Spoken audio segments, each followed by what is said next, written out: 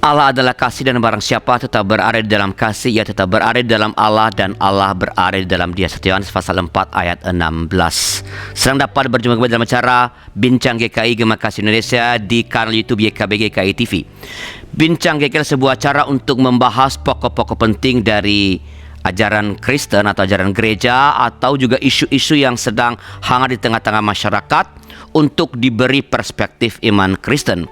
Dan dalam episode kali ini kita akan berbincang tentang merayakan Natal dengan benar. Merayakan Natal dengan benar. Kita akan berbincang dengan narasumber kita yang telah datang di studio, Bapak Pendeta Dr. Rasid Rahman. Selamat datang Pak Rasid. Terima kasih Pak. Pak Rasid adalah pendeta GKI yang sekarang ini menjalankan tanggung jawab untuk menjadi dosen, setelah seorang dosen di Sekolah Tinggi Filsafat Teologi Jakarta yang mengampu bidang studi Liturgi Pak. Liturgi. Ya. Pak Rasid adalah juga seorang penulis buku-buku teks tentang liturgi dan memberikan ceramah-ceramah di berbagai macam sinode gereja tentang liturgi. Nah, jadi kita akan mendapat pencerahan dari seorang narasumber yang memang kompeten di bidang ini. Pak Rasid, Natal ini kan udah mendekat nih Pak, ya? Iya Pak. Ya, sebenarnya kalau bukan di masa pandemi, biasanya kalau tahun-tahun yang lalu itu di awal-awal Desember malah orang sudah mulai mengadakan kebaktian Natal, ya. Dan kita ingin menolong para sahabat YKB untuk memahami ini dengan baik. Karena Natal itu kan sebenarnya masa raya, sebuah rangkaian ya Pak ya, bukan sesuatu yang berdiri pada titik tertentu. Nah, mungkin barangkali kita mulai dengan begini Pak, apakah yang sebenarnya dimaksud dengan masa raya Natal itu? Ya, baik Pak Arlianus. Jadi walaupun perayaan-perayaan sekitar hari Natal itu lahir dalam kronologi yang sendiri-sendiri, terpisah-pisah, tapi kemudian gereja dalam guliran sejarahnya membuat rangkaian sehingga bercerita rangkaian dari Advent 1 25 Desember hingga 6 Januari Epifania, dan itulah yang kita sebut dengan masa raya Natal.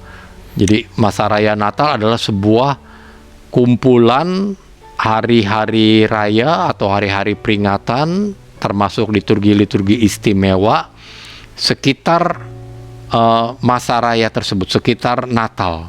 Jadi masa raya Natal itu berawal dari Advent pertama ya Pak? Advent pertama sampai nanti Minggu Epifani. Iya, betul Pak. Minggu Epifani. Oke, tadi Pak Rasid mengatakan bahwa ini lahir sendiri-sendiri ya Pak? Sendiri-sendiri itu Pak. Natal dulu baru Advent atau Advent dulu baru Natal? Kalau kita berada di atas muka bumi dalam rentang sejarah, maka secara kronologis yang muncul lebih dulu itu adalah perayaan Epifania. Epifani 6 Januari sudah dirayakan oleh gereja-gereja Mesir dan sebagian Spanyol. Lalu ada Advent. Jadi Minggu Epifania, kemudian hari Epifania dirayakan untuk dengan persiapan Advent selama kurang lebih 40 hari, kurang lebih, tidak pas karena ingin mengikuti atau meniru Prapaskah. Paskah ya? Iya, Prapaskah. Lalu dalam perjalanan beberapa puluh tahun kemudian, gereja Roma mengambil alih perayaan Solis Invicti, hari kelahiran Solis Invicti, dewa matahari yang tak terkalahkan, yang jatuh pada tanggal 24 dan mulai dirayakan tanggal 25 Desember. Itu jadi beberapa puluh tahun setelah gereja Mesir merayakan Epifania, Yesus dilahirkan juga. Lambat laun ketemu ya, Roma dan Mesir tahu dalam gerakan-gerakan pertemuan gereja, sehingga kemudian memilih Natal itu sebagai kelahiran Yesus bersama dengan para gembala berdasarkan Injil Lukas. Sedangkan Minggu Epifania, hari Epifania dirayakan sebagai kelahiran Yesus berdasarkan Injil Matius bersama dengan orang Majus, yang dihadiri oleh orang Majus. Bagaimana dengan Minggu Adventnya? Minggu Adventnya diterima. Oleh sebab itu Gereja Roma mengambil Minggu Advent, persiapan Natal itu tidak genap 40 hari. Hanya 4 hari Minggu Advent. Karena Gereja Roma memotong 40 hari Advent ke Epifania itu. Jadi sampai sekarang sebenarnya kalau dihitung rentang waktu antara Epifani atau dari Advent pertama dengan Epifani itu kurang lebih 40 hari itu. 40 harian, ya. Iya.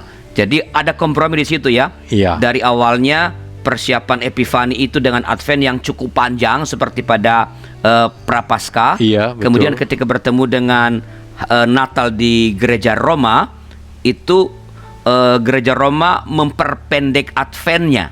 Iya, karena 25 Desember ya, itu, ya. Jadi tetap di rentang 40 hari itu tetap dihitung sampai ke Epifania. Iya. Oke Pak, ini sangat penting ya. Jadi itu satu rangkaian yang tak bisa dipisahkan. Nah, kan ada Advent pertama, Advent kedua, Advent ketiga sampai keempat yang kita kenal sekarang. Iya, betul. Apakah yang menjadi penekanan Pak pada setiap kalau ini adalah seperti persiapan menuju sebuah titik tertentu, apa saja penekanan pada minggu-minggu Advent ini?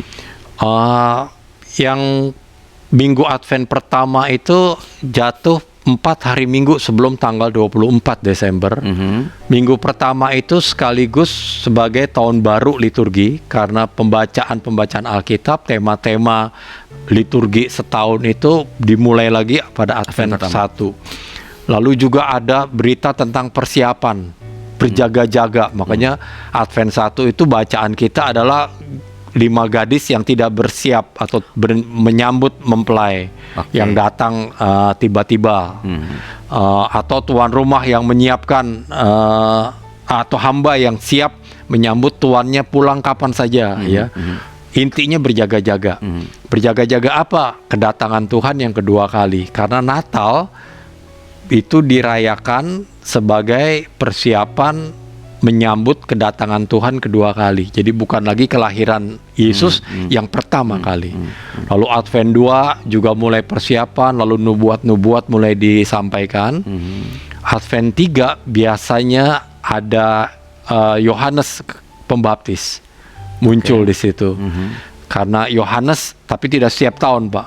Tapi memang ada tahun Yohanes 3 tahun sekali, karena Yohanes yang memberitakan kelahiran Yesus. Lalu Advent keempat biasanya mungkin 1 atau 2 kali dalam 3 tahun adalah peringatan Maria.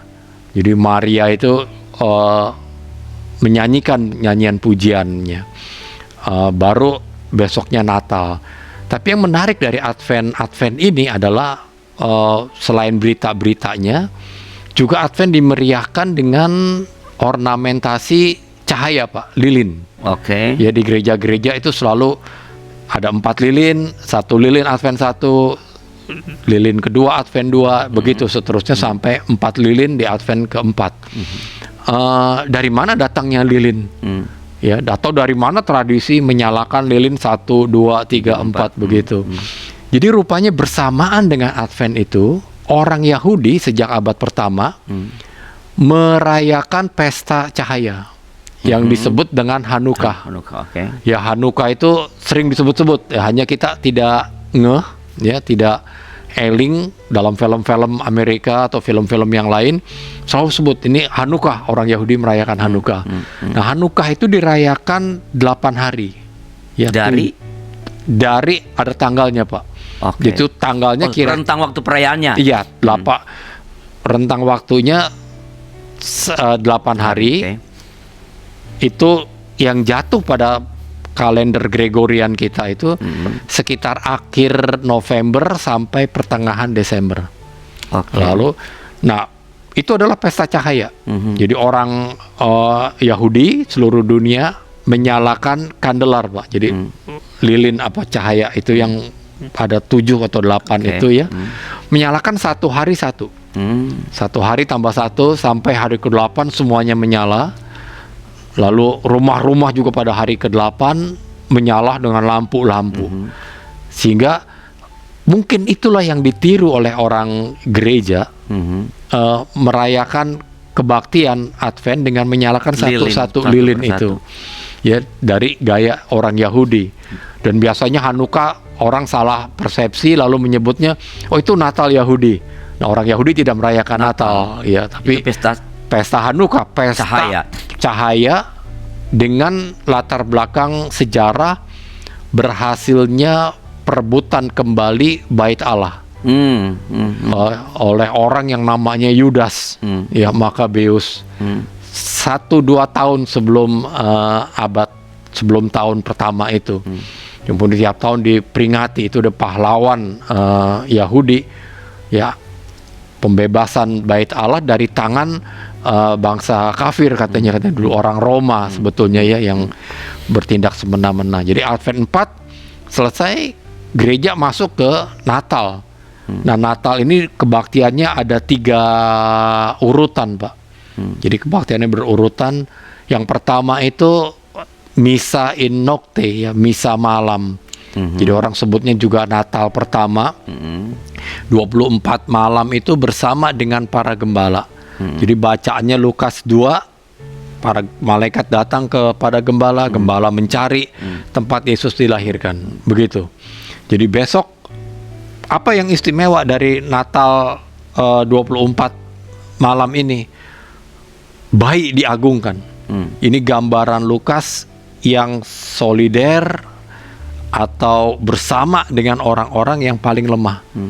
Makhluk manusia yang paling rentan, yang paling lemah itu adalah makhluk bayi, Pak. Jadi beda dengan makhluk lain. Kalau bayi kobra, walaupun kecil, dia tidak rentan. Bisanya sama dengan ibunya. Tapi kalau manusia, bayi itu baru sangat lahir rentan sekali, nggak bisa apa-apa. Dan itu digambarkan Tuhan itu solider dengan yang paling rentan, dengan yang manusia yang paling rentan, begitu. Itu sebelum nanti kita akan bicara secara khusus ini, Pak. Tapi Ya, saya Pak. ingin kembali sedikit pada Minggu Advent tadi, kan soal penyalaan lilin, ya. Karena Pak ya sudah menyinggung soal penyalaan lilin. Itu dalam minggu-minggu Advent itu kan ada gereja-gereja yang menyerahkan lilin berwarna ungu sampai Advent keempat.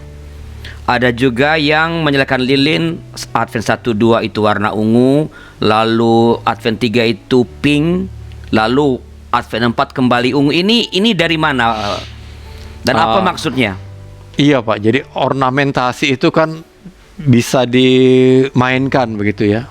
Dari mana memainkannya? Dari narasi-narasi yang muncul. Jadi bacaan minggu ketiga itu kadang-kadang Maria, ya. Nah, Maria itu konon warnanya pink, Pak. Jadi kalau ada ketika Magnificat dibacakan, atau dinyanyikan, atau Maria dirayakan, pada waktu itu orang menampilkan warna pink itu. Jadi seharusnya ketika Maria tidak dibacakan tidak perlu ada pink, ya. Jadi ornamentasi. Jadi sekali lagi sebenarnya walaupun ornamen atau warna lilin sebagai ornamen dalam masa Advent, sebenarnya warna dasarnya adalah ungu. Warna ungu pun karena Advent itu seperti Prapaskah, ungu, Pak. Oke. Jadi kemudian orang memakai ungu karena ungu itu sebetulnya ungu itu gambar kerajaan juga. Ya, jubah ungu itu, ya, jubah raja, jubah mahal, ya. Jadi menggambarkan itu. Jadi sebetulnya ornamentasi yang baik itu selalu bertolak dari narasi yang hendak disampaikan. Dari bacaan, ya. Iya. Berarti sebenarnya karena sekarang ini sebagian besar gereja-gereja memakai warna ungu pada minggu-minggu Advent. Jadi perubahan ke warna pink itu hanya terjadi ketika ada narasi tentang Maria. Atau narasi yang lain yang ingin ditampilkan, karena agak aneh. Kalau ada narasi lain selain Maria, lalu diubah pink, maksudnya tidak match begitu. Iya, seharusnya narasinya dulu baru muncul warnanya. Oke. Bisa saja satu saat dia putih, ya. Kalau misalnya ada bacaan yang memang lebih nyambung ke putih, misalnya. Oke. Jadi warna-warna itu mengekspresikan sebenarnya narasi yang ada pada peristiwa itu. Peristiwa itu, Oke. betul. Baik, Pak, ini sangat menarik karena sekali lagi banyak orang yang menjadikan ini sebagai aturan ungu semua atau Minggu Advent ketiga pokoknya itu Iya. harus pink. Sebenarnya mestinya mengikuti narasi Iya. yang ada pada Iya. peristiwa itu. Oke, kita akan beri sejenak untuk memberi kesempatan pada pesan-pesan berikut ini.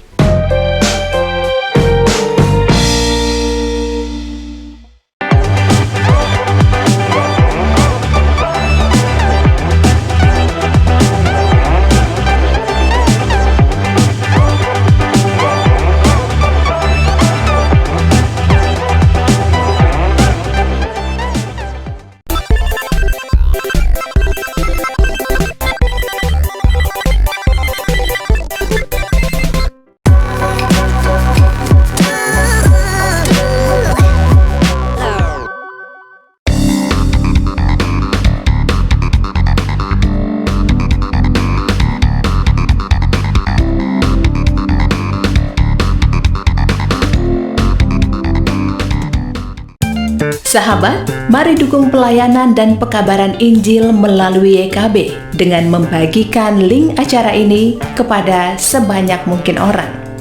Dukungan juga dapat saudara lakukan dengan mentransfer dukungan finansial ke rekening BCA ke nomor 450 305 2990 450 305 2990 atas nama Yayasan Komunikasi Bersama.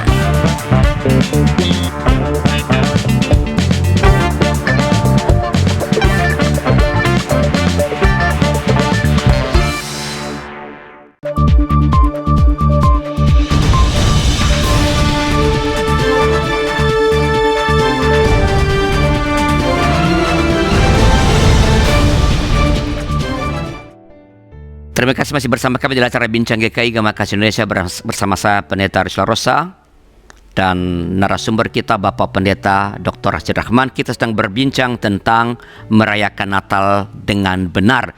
Tadi kita telah berbicara tentang Advent ya Pak Rashid ya. Iya. Lalu sebenarnya juga udah bicara mengenai apa sih yang dimaksud dengan masa raya Natal itu. Nah tadi kan Pak Rashid sempat menyinggung soal ada tiga apa disebut dalam perayaan Natal. Ada 3 segmen begitu ya. Tiga segmen dalam perayaan Natal ya. Natal pertama, Gembala. Natal kedua sama. Nah bisa sekarang Pak meneruskan itu Pak, memberi penjelasan kepada kita apa sih yang jadi ya karena ini peristiwa. Saya ingin pusat berita dari setiap kalau kita sebut segmen itu, segmen pertama, kedua, ketiga dari perayaan Natal itu, Pak. Iya Pak, jadi kalau liturgi memang selalu berangkat dari narasi dan pusat berita itu selalu Yesus Kristus atau karya Allah melalui Kristus.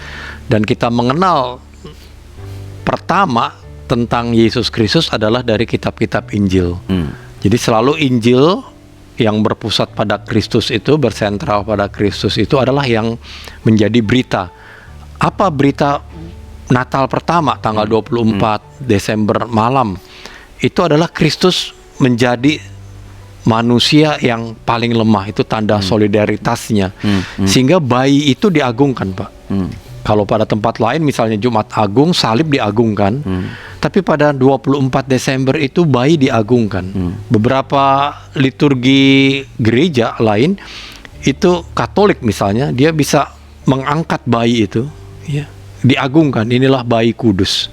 Ya, diangkat boneka bayi lalu diliturgikan. Ada nyanyian-nyanyian kita yang mendukung. Sebagai bagian dari koreo dalam liturgi atau apa ini, Pak? Sebagian dari liturgi. Jadi setelah firman, ritusnya. Jadi memang ada ritus mengagungkan, memuliakan sang bayi itu. Gambaran, nah ini kita manusia itu juga rentan. Dia rapuh sekali seperti bayi itu. Tanda solidaritas Allah sebagai dengan orang yang rapuh. Dengan semua manusia yang rapuh. Lalu Natal yang kedua 24 pagi biasanya dirayakan 25 pagi biasanya dirayakan pukul 5:30 atau sampai pukul 9 pagi kira-kira begitu. Lalu Yang dirayakan apa? Yang dirayakan berita gembala memberitakan kelahiran Yesus.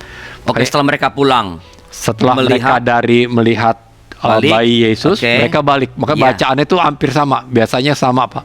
Oke. Jadi Tapi diulang penekanannya. penekanannya bergeser Mereka ya. balik dan mereka oke. pergi dari palungan Yesus, lalu mereka memberitakan itu. Jadi ceritanya tentang itu. Itu bahasa Latinnya disebut misa in aurora ya, misa surya, karena fajar ya, liturgi fajar atau Natal kedua itu.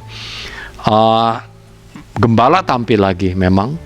Lalu Natal yang ketiga itu sekitar pukul 10 sampai pukul 12. Jadi orang tidak merayakan Natal sebelum liturgi Natal setelah sampai 12. sore gitu, tidak. Jadi sekitar sampai siang saja dengan bacaan Yohanes 1, Pak. Oh, Yesus adalah terang dunia, ya. Allah adalah terang, itu ya. Pada mulanya Allah, dan macam-macam itu ada cerita pada mulanya, sehingga biasanya bacaan itu dirangkai dengan Kejadian 1, biasanya, tidak selalu juga. Penciptaan Yesus adalah ketika alam ciptakan surya, terang atau terang ya, surya atau terang. Atau misa in die ya, misa siang disebutnya gitu. Gereja sering sebut liturgi 3 begitu, Pak. jadi saya ingin soal waktu dulu. Tadi kan Natal pertama itu tanggal 24. Iya. Itu mulai pukul berapa, Pak? Biasanya sekitar pukul 17 sampai 24 atau 23. Jadi ketika tanggal 24 pukul 17 mulai itu kita udah boleh mengucapkan selamat Natal. Malah ya, iya, selamat Natal, Pak. Selamat Natal. Iya. Ya. Karena kadang-kadang ada umat tuh kalau ya dulu ketika masih di Jemal masih suka menikmati Natal, lalu selamat Natal, lalu dia bilang, Pak Pendeta, masih belum Natal. Wah, iya. Padahal udah kebaktian tanggal 24. Iya. Itu udah Natal, Sudah pertama. Dan isinya pada dalam kebaktian itu dibacakan pada hari ini telah Lahir lahir bagimu. bagimu. Lahir, bukan besok lahirnya, hari ini. Jadi Natal pertama itu ada 24. 24. Ini sebenarnya menarik karena sepengetahuan saya ada masih cukup banyak gereja-gereja, saya nggak tahu apa ini tradisi yang berbeda. Di Sumatera misalnya yang saya tahu itu merayakan Natal pertama itu tanggal 25. Iya. Ini tradisi dulu, Pak. Jadi di Indonesia itu kalender-kalender tahun 70-an juga masih sebut Kalau saya masih itu. kecil itu Natal pertama itu libur tuh 25-26. Iya. Dulu sekali. Iya. Itu sampai sekarang beberapa gereja di beberapa tempat di Nusantara, dari Sabang, dari barat sampai timur, itu memang begitu. 25 itu Natal pertama, 26 Natal kedua. Lalu saya tanya, Natal kedua itu ngapain? Ada yang membaptiskan anak, ada yang libur, ada yang makan-makan. Jadi itu rupanya tradisi dulu. Tahun 70-an kita masih punya kalender-kalender yang impor langsung dari barat, Pak. Jadi rupanya memang di barat orang tidak cukup libur 25, besoknya libur. Tapi di Indonesia mengisi itu karena namanya sudah Natal, masih Natal kedua, jadi orang ada yang mengisi dengan baptisan, ada yang mengisi dengan acara yang lain. Paskah juga begitu. Nanti ada Paskah 1, ada Paskah kedua. Paskah 1 hari Minggu bukan hari ekstra libur. Jadi orang ngambil ekstra liburnya pada hari Senin. Jadi sebetulnya tradisi Eropa orang ingin libur tambahan, Pak. Sekarang Itu bukan tradisi liturgi ya. dalam liturgi sudah tidak ada, karena tidak ada lagi cerita hari tanggal 26. Jadi dalam masa raya Natal pertama itu jatuh pada tanggal 24 dan itu bisa dirayakan, diperingati sejak pukul 17. Iya, kira-kira, Pak. Oke. Iya. Dan tadi Pak Rasul bilang kan Natal ketiga itu berakhir pada pukul 12 siang. Kira-kira iya. Artinya kalau tanggal 25 jatuh pada hari Minggu dan ada kebiasaan gereja-gereja yang kebaktian 3 kali, jam pagi lalu sampai sore ada pukul 17, kebaktian pada tanggal 25 hari Minggu pada pukul 17 itu misalnya, itu bukan Natal ketiga. Bukan. Kalau Natalnya bukan, dia menjadi hari Minggu setelah Natal. Minggu pertama sesudah Natal. Hari Minggu pertama Pada setelah tanggal 25 Natal. itu Iya, bisa disebut betul, sebagai. bisa disebut. Jadi maksudnya beritanya dan bacaannya sudah berbeda. Bukan bacaan tentang terang tadi tentang Yohanes. Iya. Ya walaupun dalam praktiknya pendeta-pendeta tidak sanggup Pak melakukan itu. Itu ya saya baru mau tanya. Lalu gereja-gereja juga tidak sanggup, panitia artinya 4 kali ya dia bikin 25 1 25 24 1 25 ada 2 lalu sore beda lagi. Dalam waktu beberapa jam dia harus mengganti khotbah, mengganti yang lain-lain. Biasanya masih toleran ya, gereja-gereja memberikan toleransi. Gereja memilih Natal 1 dan 2 atau 1 dan 3. Lalu kalau jatuh hari Minggu 25-nya masih dikenakan juga, oke lah itu Natal yang ketiga. Orang masih toleransi, toh kejadian seperti itu langka. Nah, ini Pak, kalau ambil semisal bukan hari Minggu lah jatuhnya 20, tapi hari biasa begitu ya. Apakah kalau memilih antara Natal kedua dan ketiga kan? Iya. Kalau kebaktian yang kedua itu jatuh pada antara pukul tadi berapa? 6 sampai 9 ya, 9 itu ya. Itu bacaannya mesti bacaan tentang gembala. Gembala, iya. Tapi kalau kebaktian kedua untuk Natal dirayakan pada pukul 10 sampai 12, itu bacaannya tentang Yohanes tadi. Iya, betul. Harus begitu ya Pak, mendudukannya. Yang disediakan dalam liturgi begitu, dalam ritus begitu, walaupun dalam praktek hampir tidak ada gereja yang sanggup Pak. Jadi umumnya pilih salah satu saja. Itu saya bilang tadi, kalau dia pilih misalnya kebaktian kedua itu, berarti kalau antara kebaktiannya pukul 7 lah pagi, berarti dia mesti bacaannya tentang gembala. Iya. Pemberitaan. Walaupun dalam praktek bisa juga, karena tahun lalu gembala, tahun ini gembala lagi, kita ganti tahun ini Natal yang ketiga. Jadi Yesus sebagai terang kan nggak pernah dibaca nanti kalau kebaktian pukul 8 pagi. Jadi akhirnya oke lah jam 8 kita anggap kebaktian siang juga. Oke, jadi nggak mesti sekaku itu. Oh iya. Atau sebaiknya sebenarnya begini. Iya, ritus itu kan selalu memberikan alternatif. Oke. Memberikan ada yang bagian mudahnya begitu ya. Dimaklumi Pak. Terutama gereja-gereja daerah yang pendetanya hanya sendiri, atau gereja-gereja yang kecil, biarpun di kota pendetanya sendiri, panitianya tidak banyak, itu berat ya. Berat. Jadi sesuaikan dengan konteks setempat. Sebetulnya ada bagian itunya. Tapi ini patokan dasar yang begitu. Ya, liturgi memberikan hitam putih selalu Pak. Baik.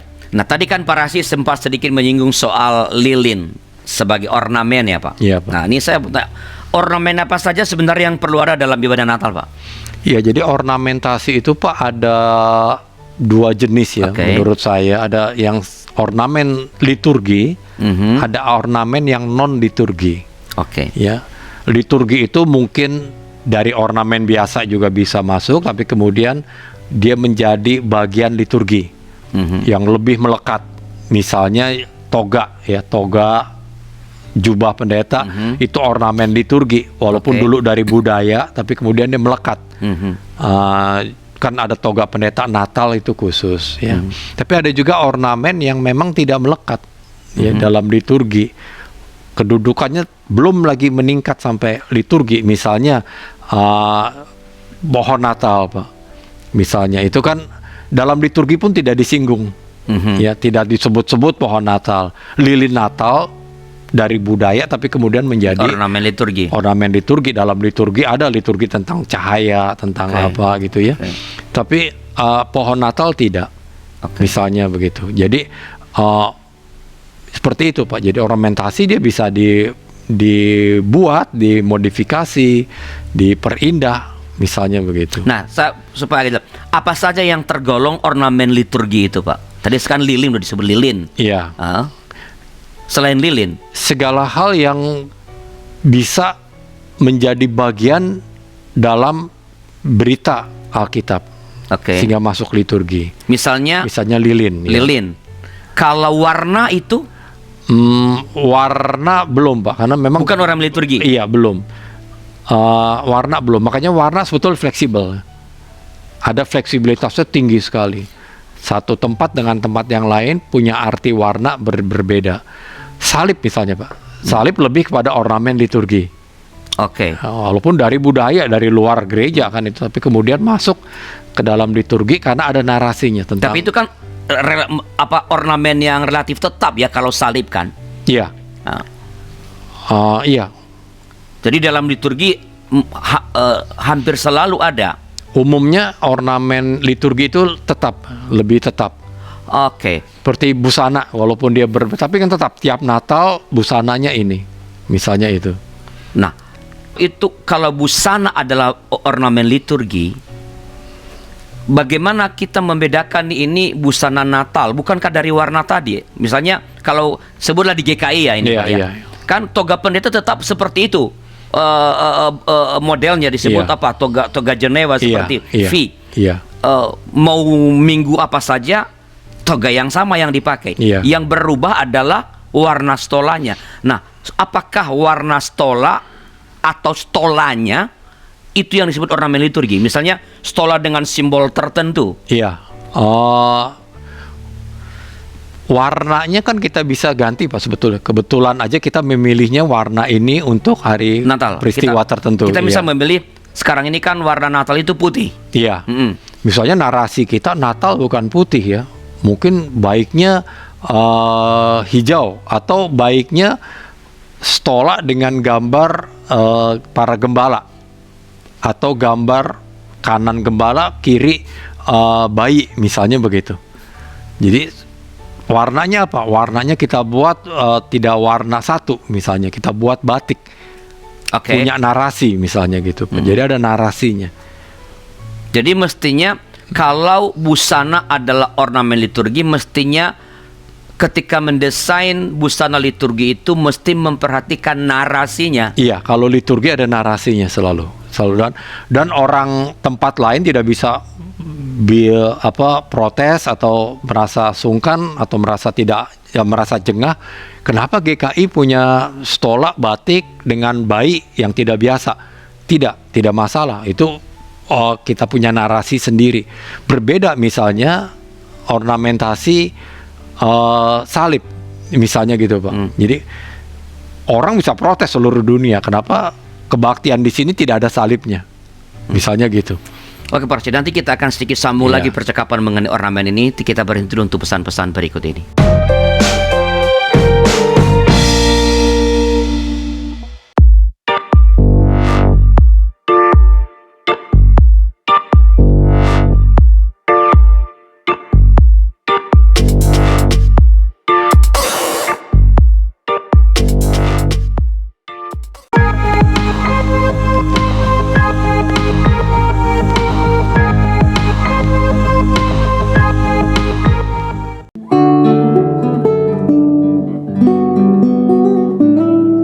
Sahabat YKB, mari kita memuji Tuhan.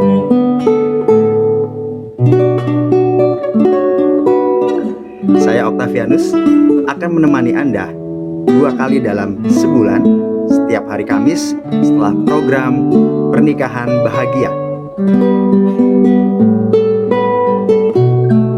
Dengan instrumen gitar, saya akan memainkan lagu-lagu yang pernah kita dengar dalam konsep fingerstyle gitar.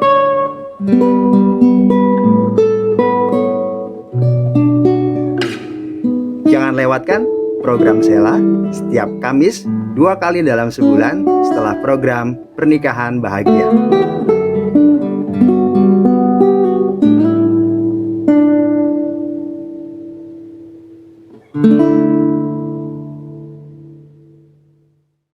Halo sahabat YKB, kami akan menyapa Anda dalam program baru berbahasa Toraja, Umpama Tanah Pena atau Penyejuk Hati bersama saya, Rismawati Palute. Ini adalah sebuah program renungan singkat tentang kehidupan kita sehari-hari yang didasari oleh firman Tuhan yang disampaikan dalam bahasa Toraja. Program ini akan tayang setiap hari Jumat, jam 1 siang di channel YKB GKI TV. Sahabat, mari kita tetap semangat melangkah bersama Tuhan. Selamat laku kita solanasang, Tuhan memberkati.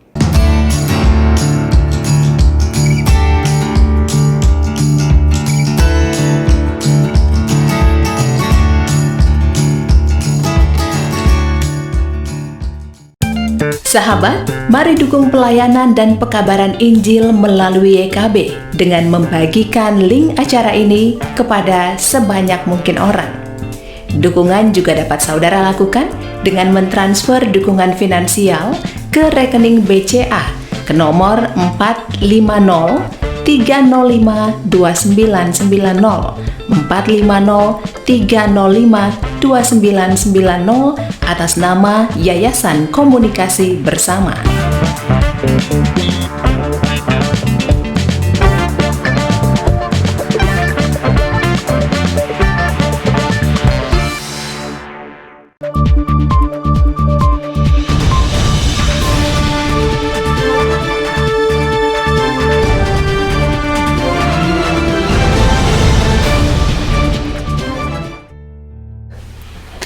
Terima kasih masih bersama kami dalam acara Bincang GKI Gema Kasih Indonesia bersama saya Pendeta Arnius Larosa sebagai pemandu perbincangan dan narasumber kita Bapak Pendeta Dr. Rashid Rahman. Kita sedang berbincang tentang topik merayakan Natal dengan benar.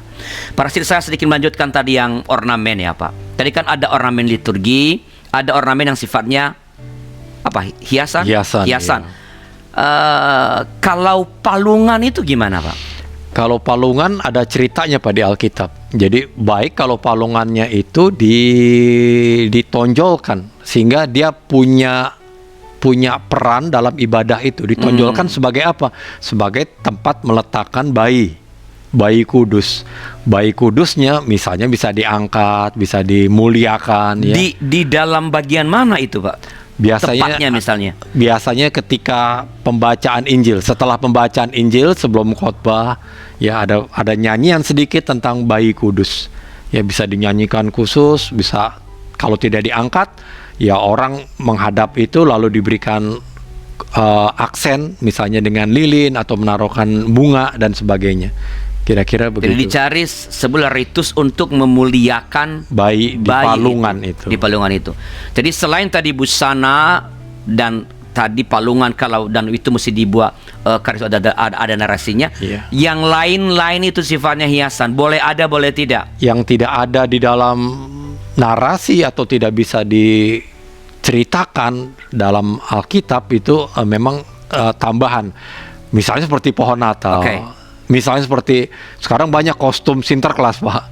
Jadi Alkitabnya nggak ada Sinterklas begitu ya. Jadi orang juga pusing Sinterklas itu budaya Natal. Ya betul, tapi bukan Natal gereja karena Natal juga dirayakan oleh masyarakat yang tidak gereja, yang bukan gereja. Malah lebih asli Natal yang bukan gereja.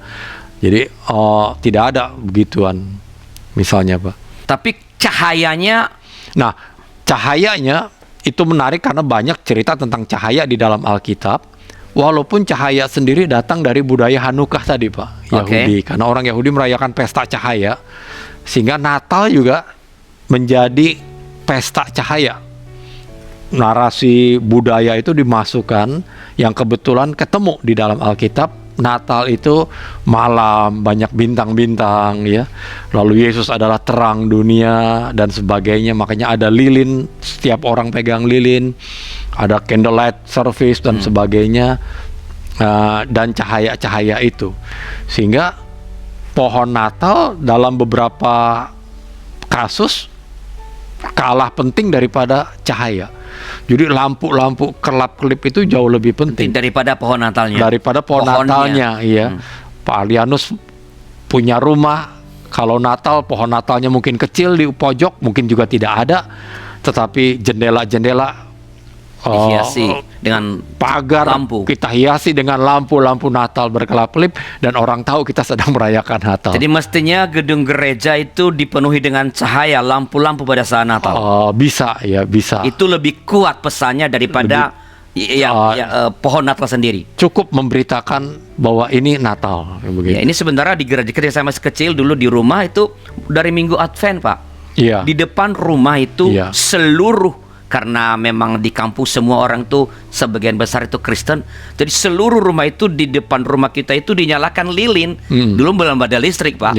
Saya masih kecil itu dulu, masih SD itu belum ada, itu lampu juga Petromak kan.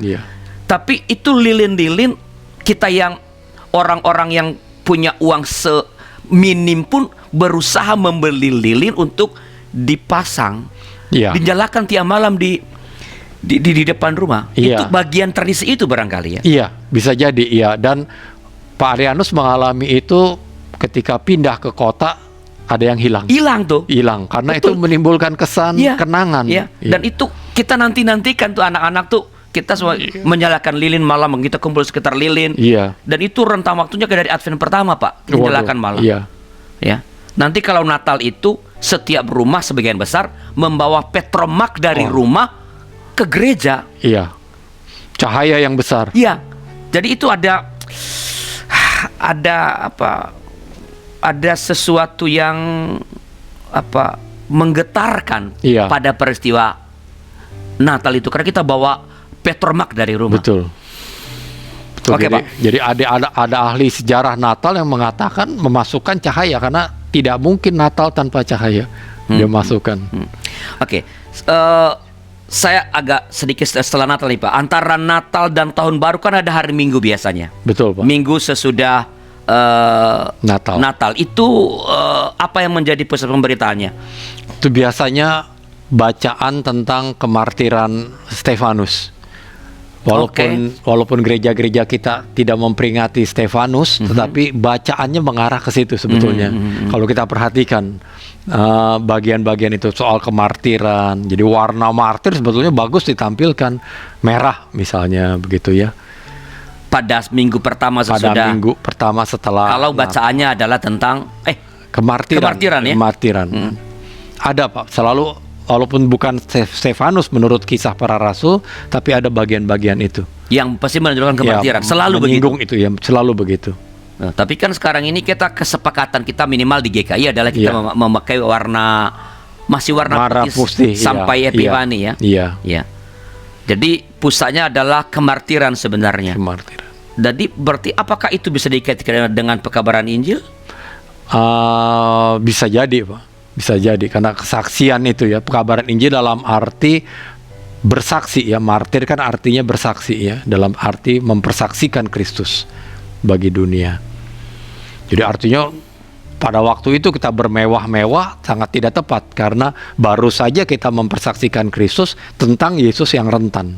Jadi sebetulnya perhatian kepada orang yang paling rentan merupakan kesaksian sejati dari Natal. Nah, saya sedikit ke sini, Pak. Karena minggu pertama sesudah Natal itu kan masih masuk dalam masa raya Natal. Berarti sebenarnya pada kebaktian pada pada hari Minggu sesudah Natal itu mestinya kita masih menyanyikan lagu-lagu Natal, toh, Pak? Menyanyikan lagu Natal sampai Epifani. 6 Januari, Pak. Iya, kan? Betul, Pak. Ya, ini penting karena sekali lagi saya bertahun-tahun kalau khotbah-khotbah di minggu antara itu biasanya tiba-tiba lagu Natalnya ngilang tuh. Hilang. Panitia sudah tidak kerja lagi, Iya. Pak. Iya. Jadi betul panitia kerja sampai 6 Januari. Ya, jadi mestinya rangkaian sampai 6 Januari ya, liturginya Iya. itu dibuat terangkai begitu rupa. Ya. Dan ornamen Natal Masih juga ada di situ masih ada sampai 6 Januari. Iya. Jadi ornamen Natal kita baru turunkan pada Sesudah 6. sesudah Epifani. Iya, sudah Epifani kita tambah mungkin dengan orang Majus di sekitar tanggal 6. Iya. Oke. Nah, sekarang karena kita udah ngomong Epifani sebagai akhir ya, Pak, akhir Iya, dari Pak. masa raya Natal, apa yang menjadi pesan utama dari apa narasinya itu, dan kemudian mungkin nanti sekalian, Pak, kan itu tanggal 6 ya, Pak. Iya. Kalau tanggal 6 tidak jatuh hari Minggu gimana? Tanggal 6 pas. Kalau jatuh bukan hari Minggu, pilih hari Minggu terdekat. Terdekat dari tanggal 6 itu Dari ya? tanggal 6. Tapi kalau tanggal 6-nya hari Senin, artinya minggunya sebelumnya tanggal 5. Oke, tadi mengenai apa yang menjadi narasi dari Epifani? Orang Majus. Orang Majus. Orang Majus itu orang bangsa asing. Jadi ketika gembala meninggalkan palungan Yesus, mereka memberitakan hasilnya apa. Dan kalau kita rangkai, hasilnya bangsa-bangsa seluruh dunia datang kepada Yesus. Gitu, kira-kira begitu, Pak. Jadi orang Majus ini susah-susah nyari dari tempat lain ya tentang mencari kelahiran Yesus dengan penuh resiko. Jadi itu adalah minggu respons pada pemberitaan tentang kelahiran sang bayi itu, Pak? Iya, kira-kira begitu, Pak.